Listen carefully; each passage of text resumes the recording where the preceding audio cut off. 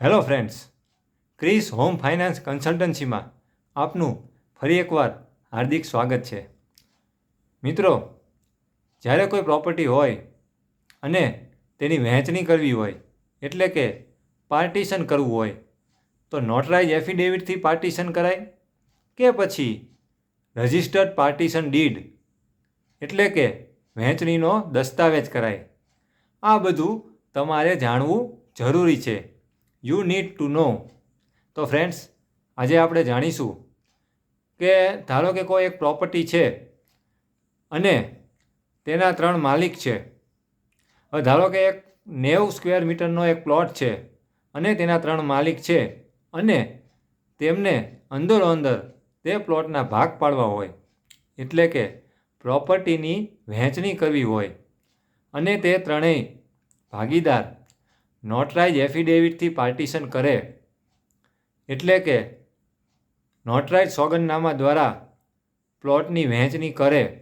હવે ધારો કે એક પ્લોટ છે, તેના 3 માલિક છે અને 90 સ્ક્વેર મીટરનો પ્લોટ હોય અને તે ત્રણેય અંદરો અંદર નક્કી કરીને નોટરાઇઝ એફિડેવિટ દ્વારા તે પ્લોટની વહેંચણી કરે અને ધારો કે ત્રણેયના ભાગમાં 30-30 સ્ક્વેર મીટર પ્લોટની વહેંચણી થાય તો શું થાય?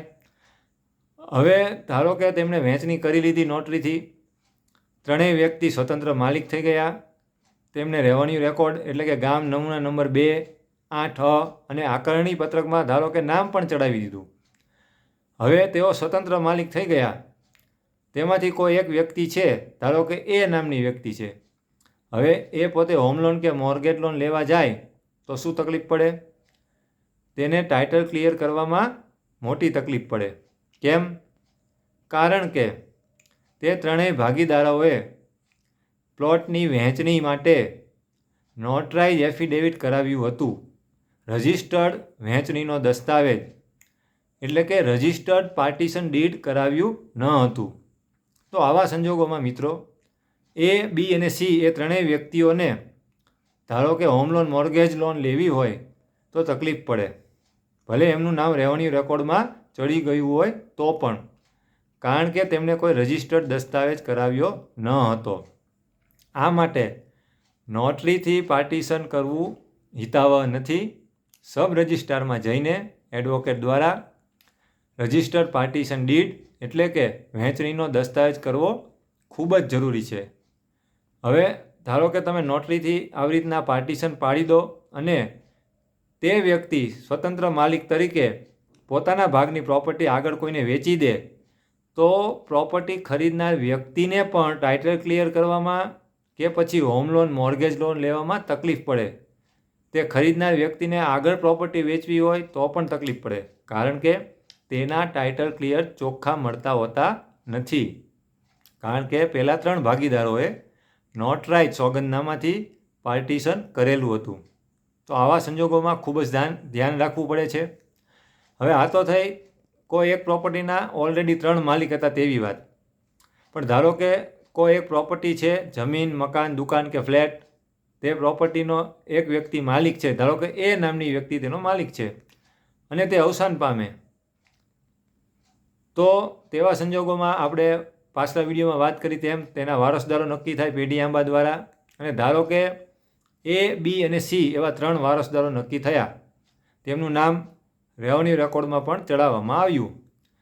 હવે તે 3 વારસદારો અંદરો અંદર મૌખિક કે નોટરાઇઝ એફિડેવિટથી પ્રોપર્ટીની વહેંચણી કરે તો હમણાં આપણે વાત કરી તેમ નોટરીથી વહેંચણી કરે પછી સ્વતંત્ર માલિક થઈ જાય, રેવન્યુ રેકોર્ડમાં નામ પણ ચડાવી દે, પણ પછી સ્વતંત્ર માલિક તરીકે તેઓ હોમ લોન કે મોર્ગેજ લોન લેવા જાય કે આગળ પ્રોપર્ટી વેચે તો પ્રોપર્ટી ખરીદનારને પણ પછી આગળ જતાં તકલીફ પડે છે. તો તેવા સંજોગોમાં પણ રજિસ્ટર્ડ પાર્ટીશન ડીડ એટલે કે રજિસ્ટર્ડ વહેંચણીનો દસ્તાવેજ કરાવવો ખૂબ જ જરૂરી છે.